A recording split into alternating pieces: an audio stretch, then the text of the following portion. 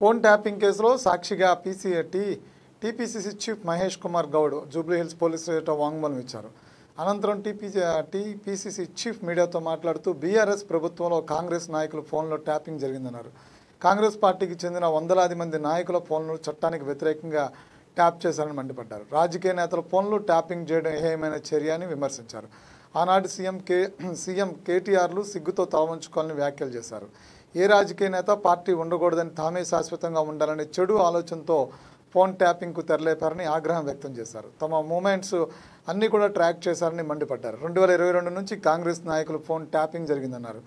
650 మంది కాంగ్రెస్ నాయకులు phone tapping జరిగిందని తెలిపారు. 2018 అసెంబ్లీ ఎన్నికల సమయంలో కాంగ్రెస్ ఓటమికి ఫోన్ ట్యాపింగే కారణమన్నారు. ఎలాంటి అధికార హోదా లేని వ్యక్తికి అధికారాన్ని కట్టబెట్టి తమ ఫోన్ను ట్యాప్ చేయించారని ఆరోపించారు. నక్సలైట్ల సానుభూతి పరుల పేరుతో తమ ఫోన్లో ట్యాప్ జరిగాయన్నారు. ఈనాడు కేటీఆర్ తాము నీతిమంతులమని నిజాయితీ పరులమని అంటున్నారని ఆయన సిగ్గుతో తల ఉంచుకోవాలని ఆగ్రహం వ్యక్తం చేశారు. ఫోన్ ట్యాపింగ్ దుర్మార్గపు చర్య అని అన్నారు. 2021లో రేవంత్ రెడ్డి గారు పీసీ అధ్యక్షుడిగా నేను వర్కింగ్ ప్రెసిడెంట్ అయిన తర్వాత చాలా సందర్భాల్లో మా మూమెంట్ని వారు క్రాక్ చేయడం, మా మూమెంట్ అంతగా వారికి తెలుస్తుందంటే మా ఫోన్లు ట్యాపింగ్లో ఉన్నాయని అనుమానం వచ్చి ఆనాడు చీఫ్ సెక్రటరీకి కంప్లైంట్ చేయడం కూడా జరిగింది. ఇవాళ వాస్తవాలు బయటకు వచ్చాయి.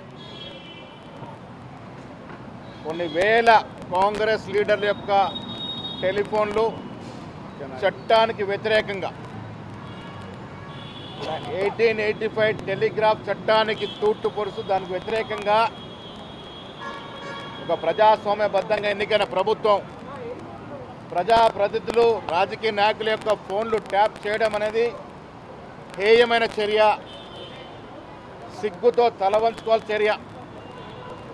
ఇలాంటి హేయమైన చర్యకు పాల్పడిన బీఆర్ఎస్ ప్రభుత్వం, ఆనాటి ముఖ్యమంత్రి కేటీఆర్లు సిగ్గుతో తలవంచుకునే విధంగా జరిగినటువంటి కార్యక్రమం ప్రజాస్వామ్యాన్ని, రాజ్యాంగాన్ని అవహేళన చేసే కార్యక్రమం